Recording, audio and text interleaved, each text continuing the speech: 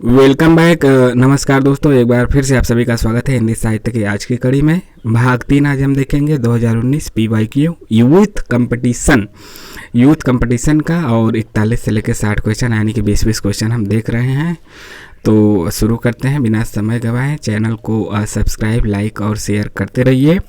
और 2018 से लेकर 23 तक हम सभी क्वेश्चन देखेंगे, तो आप सभी PYQ देख के ज़रूर जाइएगा, ताकि 2-3 साल पहले के पैटर्न और आज के पैटर्न दोनों से आप पता चल सके आपको। और आजकल क्या है कि डीप पूछ रहा है, लेकिन डीप के अलावा भी हमें यदि क्वेश्चन आ रहे हैं उसका हमें कंसेप्ट पता है, तभी तो हम उसको सही कर पाएंगे।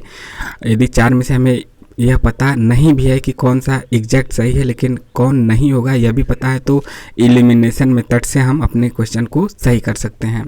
देखिए 41 नंबर का क्वेश्चन है, निम्नलिखित काव्य पंक्तियों को उनके रचनाकारों के साथ सुमेलित कीजिए। ठीक है, यहाँ पे दिया है सुमेलित करने के लिए, और यहाँ पे हमें इसका मिलाना है। ठीक है, जैसे कौन परी यह बानी अरी, नीत नीर भरी गगरी ढरकावे, यह किसका है? तो यहाँ पे यह किसका है? यह प्रताप शाही का है। किसका है? प्रताप शाही, यानी कि ऑप्शन नंबर यहाँ पे है ना, प्रताप शाही। तो यह मान के चलिए कि इन्हीं का है, मान के चलिए मतलब कि है इन्हीं का। और बी पे है गुलगुली गुल में गलीचा है, गुनीजन है चांदनी है, चिक है चिरागन की माला है। तो यह किसका है? यह किसका है? यह पद्माकर का है, यह पद्माकर का है। और सी है सेवक सिपाही हम उन राजपूतन के दान युद्ध जुरिये में नेकुजे न मूर के, यह किसका है? यह सी वाला किसका है? यह है आपका ठाकुर का। और एक जो बचा लास्ट वाला वह आपका देव का है। अभिधा उत्तम काव्य है, मध्य लक्षणालीन अधम व्यंजनारस विरस उल्टी कहत नवीन। तो यह देव का है, काफ़ी ज़्यादा फेमस पंक्ति यह रहा भी है। तो यहाँ पे आप इसको देख भी सकते हैं। अब क्वेश्चन नंबर हम आ चुके हैं 42 पे। 42 क्या है? देखिए 42 क्या है? कीनय हूँ कोरी के जतन अब कही काढ़े कौनू, भो मनमोहन रूप मिली पानी में को लौनू। इस दोहे के संबंध में क्या सही है? दृश्य की क्या सही है? इसका सही आंसर क्या है? ऑप्शन नंबर डी का मतलब कि ए और बी दोनों बातें सही हैं। ए में क्या है? इसमें नायिका का कृष्ण के प्रति अनन्य प्रेम व्यंजित है। और बी आपका क्या है? ए और बी दोनों सही है। नायिका के मन रूपी सरोवर में कृष्ण का लावण्य पानी में नमक की तरह घुल गया है। कृष्ण का लावण्य पानी में नमक की तरह घुल गया है। देखिए कि बिहारी के द्वारा रचित इस दोहे में नायिका का कृष्ण के प्रति अनन्य प्रेम व्यंजित है, तथा नायिका के मन रूपी सरोवर में कृष्ण का लावण्य पानी में नमक की तरह घुल गया है। दोहे का पूर्ण अर्थ क्या है? जिस प्रकार पानी में नमक मिल जाता है, उसी प्रकार मेरे हृदय में कृष्ण का रूप समा गया है। अब कोई कितना भी यत्न कर ले, पर जैसे पानी से नमक को अलग करना असंभव है, वैसे ही मेरे हृदय से कृष्ण का प्रेम मिटाना असंभव है। जैसे पानी में चीनी घोल दे या फिर नमक घोल दे, तो फिर उसमें से अलग कैसे करेंगे? उसको उबालिए, तब भी उबालेंगे तो फिर पहले जितना नहीं मिल पाएगा। पानी उड़ जाएगा, मिल जाएगा, लेकिन पहले जितना नहीं मिल जाएगा। और क्वेश्चन नंबर 43 है, साधारणीकरण की निम्नलिखित स्थापनाओं को उसके प्रतिपादकों के साथ सुमेलित करना है, जैसे आपको बताना है। जैसे यहाँ पे हम इसका आंसर देखते हैं। देखिए इसमें पूरा वाक्य नहीं दिया है, फिर भी जैसे रसास्वाद में साधारणीकरण करता है, यह पहला आगे। काव्य प्रसंग या रस अधिक अनुकूल है, रामचंद्र शुक्ल का है। लोक हृदय की यह कृत्रिम नहीं है, यह नगेंद्र का है। जब चमत्कारिक अर्थ साधारणीकरण का यही अर्थ है, यह जयशंकर प्रसाद का है। देखिए हम पूरा देख लेते हैं, मतलब कि 2 अथवा में है, 2 पन्नों में चला गया है। देखिए ये पहला है, रसास्वाद में वासनात्मक तथा स्थिर मनोवृत्तियां जिनके द्वारा चरित्र की सृष्टि होती है, साधारणीकरण के द्वारा आनंदमय बना दी जाती है, इसलिए यह वासना का संशोधन करके उनका साधारणीकरण कर देता है। तो यह किसका वक्तव्य, किसका कथन है? तो यह अज्ञेय का है। दूसरा है, काव्य प्रसंग या रस के समस्त अवयवों का साधारणीकरण मानने की अपेक्षा कभी भावना का साधारणीकरण मानना मनोविज्ञान के अधिक अनुकूल है। तो यह किसका है? यह रामचंद्र शुक्ल का है। और इसके बाद है, लोक हृदय की सामान्य अंतर्भूमि परख कर हमारे यहाँ साधारणीकरण सिद्धांत की प्रतिष्ठा की गई है, या सामान्य अंतर्भूमि कल्पित या फिर कृत्रिम नहीं है। तो यह किसका कथन है? यह कथन है डॉक्टर नगेंद्र का, ठीक है, डॉक्टर नगेंद्र का। और आखिरी डी वाला क्या है, जब ये मतलब डी वाला किसका है, सी तो आपका नगेंद्र का है, डी आपका किसका है, डी है जयशंकर प्रसाद का ना। जब चमत्कारिक अर्थ मर जाता है तब उस शब्द की रागोत्तेजक शक्ति भी क्षीण हो जाती है। उस अर्थ की प्रतिपत्ति करता है जिसमें पुनः रागात्मक संबंध स्थापित हो। साधारणीकरण का यही अर्थ है। यहाँ पे वही चीज़ें हमने आपको बताने का प्रयास किया है। क्वेश्चन नंबर 44 है, शब्द की जिस शक्ति से उसके सांकेतिक अर्थ का बोध हो वहाँ पर कौन सी शब्द शक्ति होती है। इसका सही जवाब है वहाँ पे अभिधा होती है। जहाँ पे शब्द की जिस शक्ति से उसके सांकेतिक अर्थ का बोध होता है उसे अभिधा कहा जाता है। शब्द की जिस शक्ति से उसके सांकेतिक अर्थ का बोध हो वहाँ अभिधा शक्ति होती है। हिंदी व्याकरण में किसी वाक्य भाव को समझने के लिए प्रयुक्त अर्थ को शब्द शक्ति कहा जाता है। हिंदी व्याकरण में शब्द शक्ति 3 प्रकार की होती है, अभिधा, लक्षणा या फिर लक्षण और व्यंजना, ठीक है, 3 यही है। अगला है क्वेश्चन नंबर 45, अस्मिता मूलक विमर्श को किस साहित्यिक पत्रिका ने सर्वाधिक संवर्धित किया है। तो इसका सही जवाब है हंस ने। अस्मिता मूलक विमर्श को कथा मासिक साहित्यिक पत्रिका हंस ने संवर्धित किया, जो दिल्ली के अक्षर प्रकाशन से सन 1986 से 2013 तक प्रसिद्ध कथाकार राजेंद्र यादव के संपादन में निकलती रही। हालांकि हंस के संस्थापक संपादक मुंशी प्रेमचंद थे, जिन्होंने कई वर्षों तक इसका संपादन किया। क्वेश्चन नंबर 46 है, कवि कर्म और काव्य भाषा किस आलोचक की समीक्षा कृति है। तो इसका सही जवाब क्या है, परमानंद श्रीवास्तव है।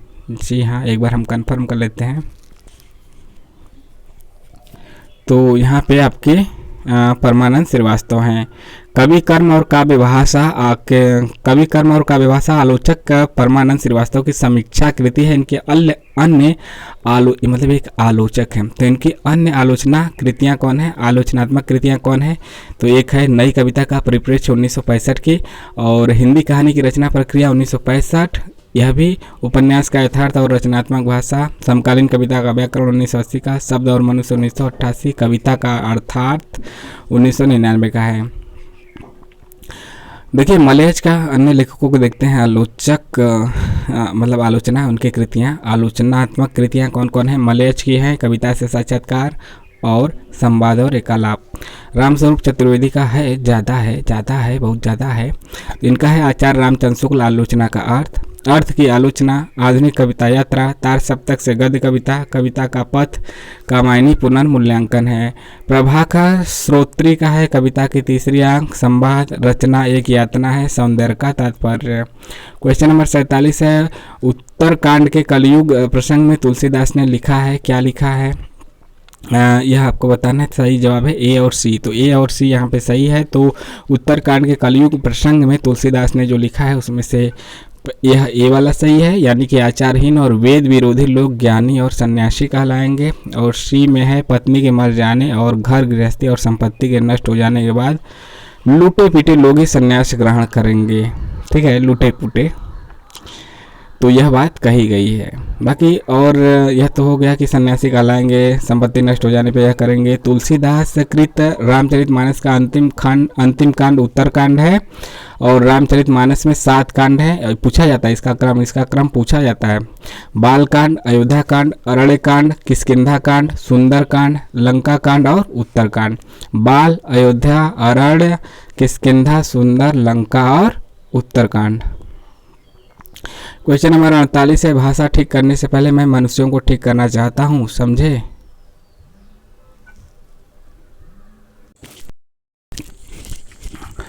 भाषा ठीक करने से पहले मैं मनुष्यों को ठीक करना चाहता हूँ, समझे। तो यह प्रस्तुत संवाद चंद्रगुप्त नाटक के किस पात्र का है। भाषा ठीक करने से पहले मैं मनुष्यों को ठीक करना चाहता हूँ,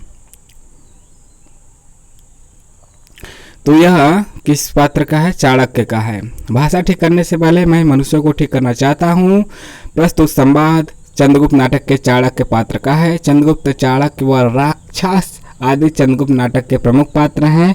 चंद्रगुप्त नाटक के लेखक जयशंकर प्रसाद हैं। प्रसाद की अन्य रचनाओं की बात की जाए तो सज्जन, कल्याणी, परिणय, करुणालय, प्रायश्चित, राजश्री, विशाख, अजातशत्रु, जन्मेजय का नागयज्ञ, इसके अलावा कामना, स्कंदगुप्त, एक घूट, चंद्रगुप्त, ध्रुव स्वामिनी है। क्वेश्चन नंबर 49, दिवस का अवसान समीप था, गगन था कुछ लोहित हो चला, तरु शिखर पर थी अब राज थी, कमलनी कुल वल्लभ की प्रभा। इन काव्य पंक्तियों का आशय क्या है? सही जवाब है ऑप्शन नंबर बी और डी। आसमान में लालिमा फैलने लगी थी, और यह बी वाला है। डी है, पेड़ों की फुनगियों पर सूरज की आखिरी किरणें विराजमान थी। तो यही चीजें इसमें विश्लेषण में भी है। क्वेश्चन नंबर 50 है, अफ्रीका में रंग भेद तथा उपनिवेशवादियों के स्थानीय और भारतीय मूल के निवासियों के प्रति घृणा और क्रूरता का मार्मिक चित्रण किस उपन्यास में किया गया है? तो इसका सही जवाब है पहला, गिरमिटिया में। अफ्रीका में रंग भेद तथा उपनिवेशवाद के स्थानीय और भारतीय मूल के निवासियों के प्रति घृणा और क्रूरता का मार्मिक चित्रण पहला गिरमिटिया उपन्यास में किया गया है। यह उपन्यास महात्मा गांधी के जीवन चरित्र पर आधारित है और यह गिरिराज किशोर का है। गिरिराज किशोर के उपन्यास इस प्रकार से और हैं जैसे जुगलबंदी, और जुगलबंदी में क्या है? अंग्रेजी सत्ता का अंत और कांग्रेस के रूप में नए सत्ता वर्ग के उदय का अंकन है। परिशिष्ट में है तकनीकी शिक्षा यानी कि टेक्निकल यानी कि इंजीनियरिंग शिक्षा संस्थानों में हरिजन विरोधी वातावरण का चित्रण है। और तीसरी सत्ता में है आधुनिक नारी के दाम्पत्य संबंधों में उत्पन्न जटिलताओं का अंकन है। क्वेश्चन नंबर 51 है, अंधेरे में जो कविता है से संबंधित कौन सी टिप्पणियां रामविलास शर्मा की हैं? A B C D option है, तो इसमें कौन रामविलास शर्मा का है यह आपको बताना है।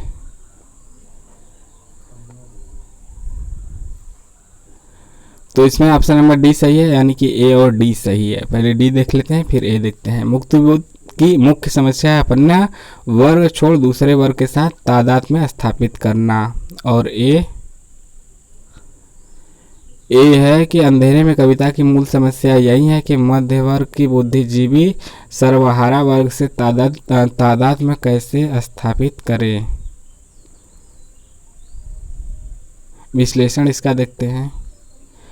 अंधेरे में कविता से संबंधित टिप्पणियां रामविलास शर्मा की इस प्रकार से हैं। अंधेरे में कविता की मूल समस्या यही है कि मध्य वर्ग का है जो सर्वहारा वर्ग से तादाद, जो बुनियादी जीवी है, बुद्धिजीवी है, सर्वहारा वर्ग से तादाद में कैसे स्थापित करे। मुक्तिबोध की मुख्य समस्या अपना वर्ग छोड़कर दूसरे वर्ग के साथ तादाद में स्थापित करना वाली भी समस्या रही है। तो यही ए और डी वाला ऑप्शन सही है और यह गजानन माधव मुक्तिबोध की रचना है। 52 है, राम तुम मानव हो ईश्वर नहीं हो क्या, विश्व में रमे हुए नहीं सभी कहीं हो क्या, तब मैं निरीश्वर हूँ, हे निरीश्वर हूँ ईश्वर क्षमा करें, तुम न रमो तो मन तुम में रमा करे। आधुनिक दृष्टिकोण से प्रेरित मैथिली शरण गुप्त ने के विषय में यह मतलब मैथिली शरण गुप्त ने के विषय में यह काव्योक्ति किस काव्य ग्रंथ में लिखी है? तो मतलब आपको पता चल जाएगा इसका सही जवाब है साकेत। जैसे कि यह क्वेश्चन यही है, आधुनिक दृष्टि से प्रेरित मैथिली शरण गुप्त ने राम के विषय में यह काव्योक्ति साकेत काव्य ग्रंथ में लिखी है। पंचवटी, नहुस और विष्णुप्रिया गुप्त जी की रचना है मैथिली शरण गुप्त की। क्वेश्चन 53 है, भीष्म साहनी कृत तमस उपन्यास का कथानक के मुख्य किन मुख्य विषयों पर केंद्रित है? यानी कि तमस का मुख्य विषय आपको बताना है। तो देखिए, एक तो आपका विभाजन की त्रासदी हो जाएगा, दूसरा है सांप्रदायिक विद्वेष। तो ए और डी ऑप्शन नंबर ए सही होगा, ए और डी सांप्रदायिक विद्वेष इसमें है और विभाजन की त्रासदी पर यह केंद्रित उपन्यास है। और भीष्म साहनी के अन्य उपन्यास कौन कौन है? झरोखा, कड़ियाँ, बसंती, मैयादास की माड़ी, कुंतो, नीलू, नीलिमा, नीलोफर इत्यादि हैं।